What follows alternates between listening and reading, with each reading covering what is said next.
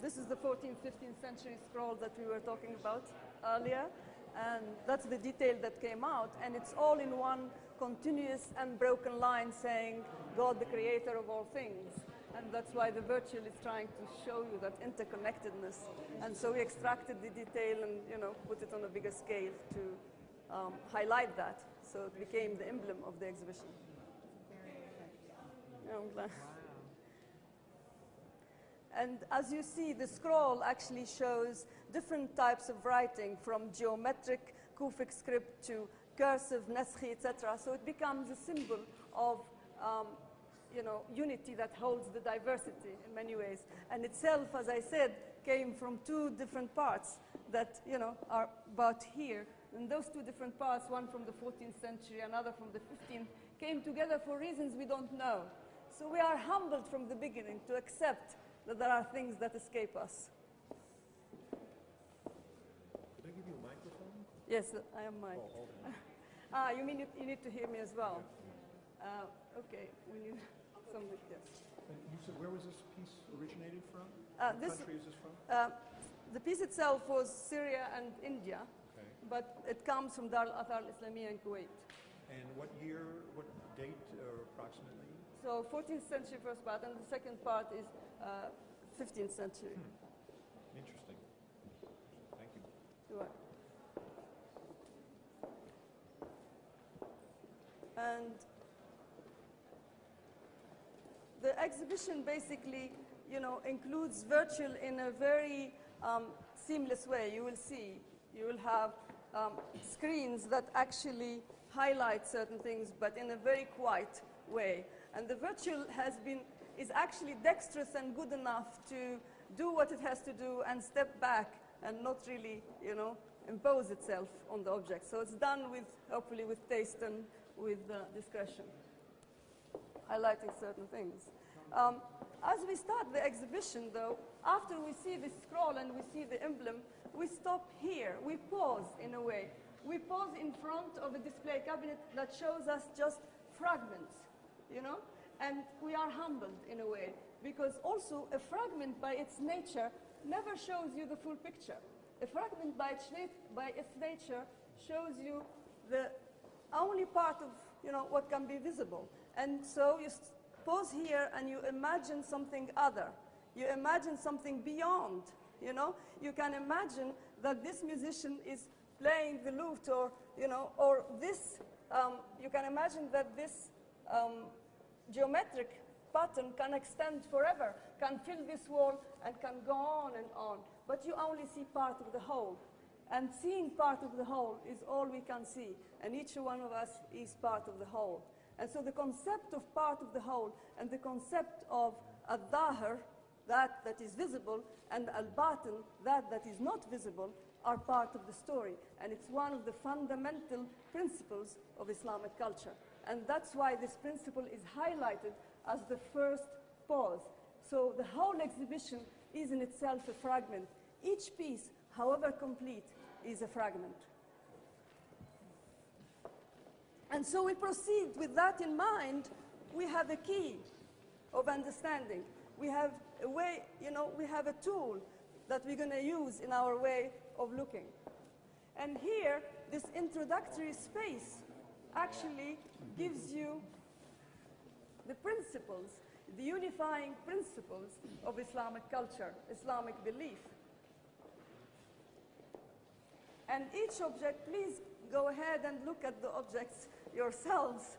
And you find that each object, from this carpet that shows the mihrab, to a map of the world that is a spiritual map of the world, to an astrolabe that actually connects with the concept of time in the Islamic world. All these things are just principles. They are tools to give you a sense of the unity of the Islamic world. And that unity is what you, hopefully as a visitor, take with you to look at the rest of the exhibition and weave the interconnectedness that comes throughout.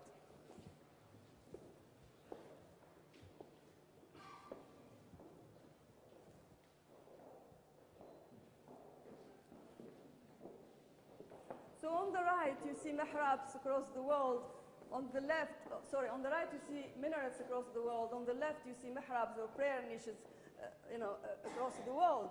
So it's basically that the Islamic world, however stretched it is, they all look in one direction.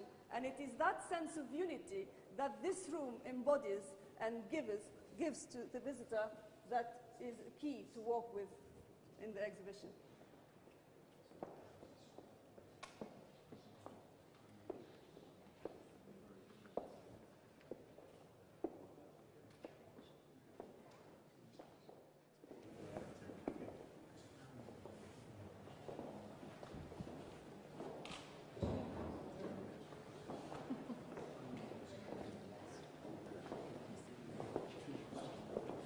This is the Jewish carpet, or Jewish rug, that we were talking about earlier. And you have Hebrew writing on the top, but you have also Islamic arabesques running around the border. And that Islamic arabesque is actually a code in the other rug, the Islamic rug, that is the prayer rug from Ottoman Turkey. And this, where we stand here in this space, is a celebration of diversity. There's always talk about how we need to be tolerant. Tolerance is not a good enough word. It's accepting the other. I would go a little further. It's celebrating difference. It's saying that difference can enrich us, and it is not a source of fear. It is a source of celebration. And so as we stand in this spot, we have, interactions that are in works of art, like luster that is in Spain, luster having traveled from Iraq to Egypt, to Iran, to Syria, to Spain, and from Spain to the rest of Europe. So the interconnectedness between people, between religions, between cultures are embodied in each one of these objects. In fact, although this is a spotlight about the celebration of diversity, that interaction between cultures, etc., can be found in many of the objects throughout. So that brings us back to the principle that this room is really the room for those keys that you're going to travel with. And one of those keys is that each object is a bridge of culture.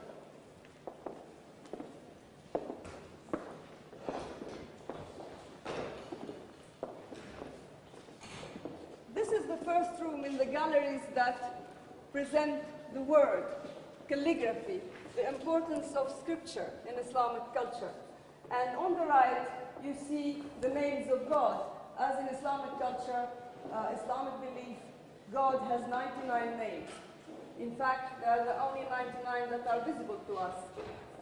And so you have a piece there, 3 pieces there, that each one of them gives one of the names of God, but the virtual has given us the rest of the names. And so here, for example, we see calligraphy striving to beautify the word because it's serving the sacred message. And you have Qurans here from all over the world, from China to Ethiopia, to Morocco, to Tunisia, etc.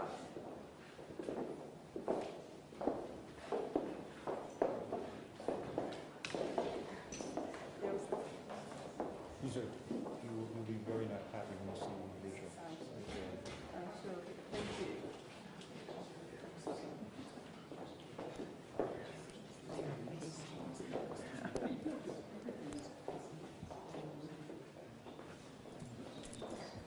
Okay, you did great.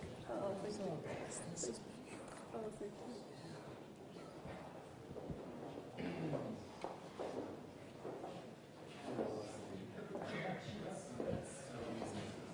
So easy with something. Go into a different profession if you want to be. How you open your own time? Yeah, really. You go well. So these rooms of calligraphy will hopefully display to you the presence of the word, the omnipresence of the word. Because the word wasn't just written on manuscripts. It is carved, it is painted in glaze, it is, engraved, it is embroidered, you name it. All materials were brought together to speak the word. They took the shape of the word. And so the display of these objects in the next rooms as well show you that, the material came to serve the word, visually. And also emphasizes the importance and significance of the word in the visual language that we call Islamic art. And in the next room, you see the presence of the word in architecture and how the word surrounds people, from tile work to doors to objects of everyday life. And because the word is given such great importance and significance, the word also is believed to have a healing and protection capacity. And so, on a bowl that is just used for drinking, you find an inscription that makes the bowl endowed with the power of healing.